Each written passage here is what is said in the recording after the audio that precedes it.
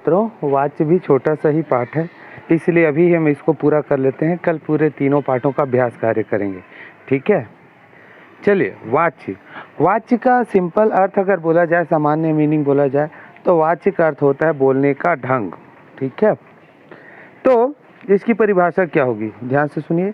क्रिया के जिस रूप से यह ज्ञात हो कि वाक्य में, हम वाच्य नहीं बोलेंगे, वाक्य में वाच्य बोल देते हैं, वाच्य में क्रिया द्वारा किए गए व्यापार का विषय कर्ता, कर्म अथवा भाव में से कौन है, उसे वाच्य कहते हैं। इसको और सरल ढंग से अगर मैं आपको समझाऊं तो क्रिया के जिस रूप से या वाक्य के जिस रूप से यह पता चले कि उसमें कर्ता, कर्म या भाव प्रधान है, ठीक है, उसे वाच्य कहते हैं। फिर से समझेंगे। क्रिया के जिस रूप से यह पता चले कि उसमें कर्ता, क्रिया एवं भाव में से कौन सा प्रधान है, ठीक है। देखिए, कर्तृवाच्य। कर्तृवाच्य, इसके तीन भेद हैं वाच्य के: कर्तृवाच्य, कर्मवाच्य, भाववाच्य। कर्तृवाच्य को पढ़ने से पहले समझ लीजिएगा, कर्तृवाच्य में कर्ता जो है हमेशा प्रथमा विभक्ति में होता है, कर्म द्वितीय विभक्ति में होता है और क्रिया कर्ता के अनुसार चलता है। बोलता है जिस वाक्य में कर्ता की प्रधानता हो तथा क्रिया के लिंग, वचन और पुरुष कर्ता के अनुसार हो, उसे कर्तृवाच्य कहते हैं। जैसे नेहा दौड़ रही है, मैं व्यापार करता हूँ, हम घूमने जाते हैं, इत्यादि, ठीक है।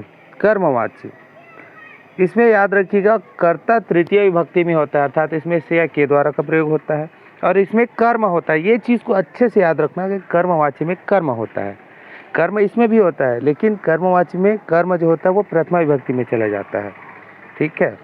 और क्रिया जो है वो कर्म के अनुसार चलती है। जैसे देखिए, नेहा दौड़ रही है तो इसमें होगा नेहा के द्वारा, ऐसा करके, लेकिन यहाँ ये कर्मवाच्य नहीं है नेहा वाला, इसलिए देखिए अध्यापक पढ़ाता है, ये कर्तृवाच्य होता, लेकिन इसमें हो जाएगा अध्यापक के द्वारा पढ़ाया जा रहा है, ठीक है। और देखिए, मैं व्यापार करता हूँ तो उसका क्या हो जाएगा, मेरे द्वारा व्यापार किया जाता है। अब देखिए, व्यापार जो होता है ये अब प्रथमा विभक्ति में आ गया, ये मैं का तृतीय मेरे द्वारा हो गया, ठीक है। और मैं था तो इसलिए करता हूँ, लेकिन व्यापार है तो किया जाता है, ऐसे बदल जाता है। फिर तीसरा है भाववाच्य। बोलता है जहाँ वाक्य में भाव की प्रधानता हो और क्रिया के लिंग, वचन, भाव के अनुसार होते हैं, वे क्रियाएं भाववाच्य कहलाती हैं। जैसे मोहन से चला नहीं जाता, अब इसमें देखिए कर्म नहीं है, ठीक है। मोहन से चला नहीं जाता, तो चला नहीं जाता मतलब इसमें देखिए कर्म नहीं है। और यहाँ पर थोड़ा सा मुझे भी लगता है, इसमें एडिट कर देता हूँ, थोड़ा सा रुकिएगा ना, एडिट कर देते हैं। मुझसे लिखा नहीं जाता, ऐसे कर देंगे तो ज़्यादा सही होगा, ठीक है, ये सही है। चलिए आगे बढ़ते हैं। और देखिए, जैसे चिड़ियों से उड़ा नहीं जाता, दादी माँ से चला नहीं जाता, बच्चों से हंसा नहीं जाता, इत्यादि। तो ये सब क्या कहलाएंगे, ये सब आएंगे किसमें, बताइए, भाववाच्य में। एक बार फिर से देख लीजिएगा, ठीक है। और भी एग्जाम्पल है, जैसे मुझसे और सुना नहीं जाता, या लड़के हंस नहीं लड़कों से हंसा नहीं जाता, इत्यादि, ठीक है। इसमें कर्म नहीं होना चाहिए। कर्तृवाच्य में देखिए, ध्यान दीजिएगा, कर्तृवाच्य में क्या होता है, कर्ता प्रथमा विभक्ति में होता है, जैसे वह चल रहे हैं, हम हंस रहे हैं। कर्मवाच्य में कर्ता जो होता है तृतीय विभक्ति में चला जाता है, साथ में कर्म होता है और क्रिया होती है। जैसे बच्चों द्वारा स्कूल जाया जा रहा है, हमारे द्वारा गाना सुना जा रहा है ना, ठीक है, माली द्वारा पौधों को सींचा जा रहा है।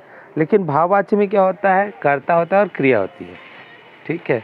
जैसे इसी में बोलूँगा बच्चे द्वारा सोया जा रहा है, तो यहाँ भाव बस है ना, सोना, और इसमें हमारे लिए कर्म तो है नहीं, तो ये भाववाच्य चले जाएगा, ठीक है। जरूरी नहीं है कि इसमें हर जगह नहीं का प्रयोग होगा, ठीक है।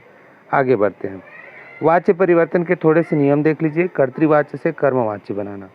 कर्तृवाच्य और कर्मवाच्य कैसे बनता है, देखिए, मैं खाना खाऊंगा, ये कर्तृवाच्य है, इसमें अब भाववाच्य इसी को कर्मवाच्य बनाना है तो मैं का तृतीय विभक्ति लगा दे। तो मैं का तृतीय है मुझसे या मेरे द्वारा, तो मैं, मेरे द्वारा खाना खाया जाएगा या मुझसे खाना खाया जाएगा। फिर ओजस्व गीत सुन रहा है, इसका भी अब हम लोग को कर्मवाच्य बनाना है, तो वही से या के द्वारा, तो ओजस्व के द्वारा गीत सुना जा रहा है या ओजस्व से गीत सुना जा रहा है। फिर मैं पत्र लिखती हूँ, तो मेरे द्वारा पत्र लिखा जा रहा है या मेरे द्वारा पत्र लिखा जाता है, सॉरी रहा है नहीं आएगा ना, मेरे द्वारा पत्र लिखा जाता है या मुझसे पत्र लिखा जाता है, ऐसे बनेगा। अब कर्तृवाच्य से भाववाच्य देखिए, वह चल नहीं सकता तो उससे चला नहीं जाता, जाता लिखेंगे, ठीक है, ये जा सकता भी लिख सकते हैं। बच्चे चुप नहीं बैठते, बच्चों से चुप नहीं बैठा जाता। कोमल रो रही है, कोमल से रोया जा रहा है। अब इसमें याद रखिएगा के द्वारा नहीं लगा के हम से का प्रयोग ज़्यादा करते हैं, ठीक है। बच्चों से रोया नहीं जाता, उनसे चला नहीं जाता इत्यादि, ठीक है। तो वाच्य बहुत छोटा ही है, एक बार फिर से याद रखिएगा। वाच्य का अर्थ होता है बोलने का ढंग, और वाक्य के जिस रूप से यह पता चले कि उसमें कर्ता, कर्म या भाव प्रधान है तो उसे क्या कहते हैं, वाच्य कहते हैं। कर्ता प्रधान होगा तो कर्तृवाच्य, कर्म प्रधान होगा तो कर्मवाच्य, और भाव प्रधान होगा तो भाववाच्य। ओके, ठीक है बच्चों, इसे भी ध्यान से देखिए और समझने का प्रयास कीजिए। ओके, बाय एवरीवन, कल बुक का अभ्यास कार्य करेंगे।